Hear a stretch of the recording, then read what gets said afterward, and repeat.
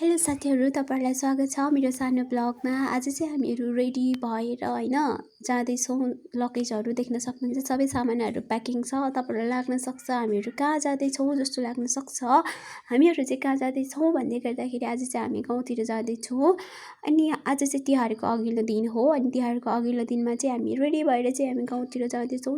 तर साथीहरू हामीहरू चाहिँ तिहार मनाउन टिका लाउनको लागि चाहिँ होइन, तर चाहिँ हामी पर्सनली काम घुमफिरको लागि अनि भेटघाटको लागि जाँदैछौँ। हामीहरू सन्ध्या र म, मेरो दिदीको छोरी र म दुईजना चाहिँ यहाँबाट हिँडेका छौँ ट्याक्सीमा। अनि एकजना साथी चाहिँ आउँदै हुनुहुन्छ, तपाईँहरू देख्न सक्नुहुन्छ। हामी चाहिँ बस पारभित्र अगाडि गएर चाहिँ हामी वेट गर्दैछौँ उहाँलाई।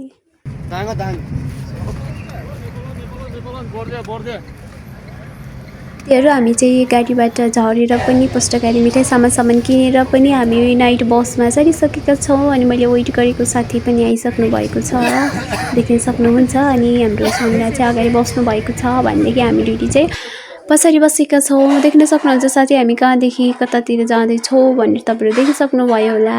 साथीहरू अब चाहिँ हामी जाँदैछौँ काठमाडौँदेखि चाहिँ सुर्खेतको नाइटमा चढेर हामी जाँदैछौँ। हाम्रो गाडी पनि सरर चलिसकेको छ, देख्न सक्नुहुन्छ। अनि अब चाहिँ हामी जानेछौँ। हाम्रो गाडी चाहिँ 5 बजेको थियो बेलुकाको। तर नेपालको समय त्यही हो साथी, अलिकति लेट गाडी चल्यो। अनि लेट गाडी चलिसकेपछि हामी चाहिँ गइसकेका छौँ। साथीहरू देख्न सक्नुहुन्छ यहाँ चाहिँ अलिकति रात परिसक्यो। मैले पुरा भिडियो चाहिँ मैले बनाइनँ कि, किनभने मलाई अलिकति मोबाइल धेरै चलायो भने गाडी लाग्छ नि त।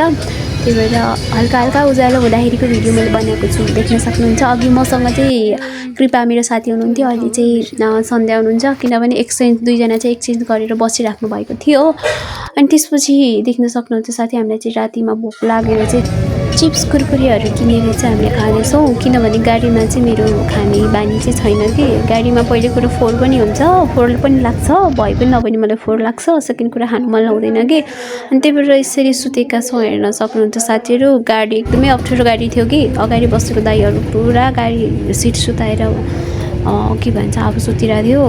अनि त्यसपछि हामीले नि सुताउनु त सुताएको थियो कि, तर अलिकति गाह्रो नै भयो कि सिट। त्यही भएर हामी रातिमा प्रायः खासै धेरै सुतिनँ हामी चाहिँ। धन्न थ्याङ्क गड। अनि सधैँ चाहिँ 22 घन्टा 20 कम्तीमा पनि 20 घन्टादेखि माथि लाग्थ्यो। तर योपालि चाहिँ 14 घन्टामा चाहिँ हामीले काठमाडौँदेखि चाहिँ सुर्खेत छिन्चुमा लिइदिएको थियो। सबैजना सक भएको थियो यति छिटो भनेर चाहिँ। मेरो लागि चाहिँ पहिलो रेकर्ड हो, सायद अरूको लागि नै हो होइन, मलाई थाहा छैन। तर मेरो लागि चाहिँ फर्स्ट टाइम हो। सधैँ ढिला छिटो भनेको 22 घन्टा चाहिँ मलाई लाग्थ्यो सधैँ।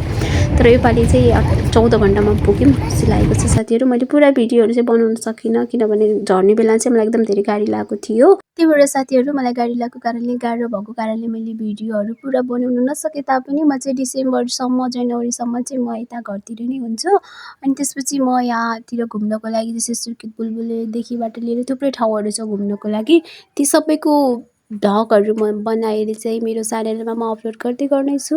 आजलाई चाहिँ मेरो भ्लगलाई चाहिँ म यतिकै राख्नेछु। मेरो भ्लग कस्तो लाग्यो, मन परेमा लाइक, कमेन्ट र सेयर अनि सब्सक्राइब गर्न नबिर्सनु होला। सम्पूर्णमा अन्त्यसम्म हेरेर साथ दिनुभएको लागि धन्यवाद। बाइ बाइ साथीहरू।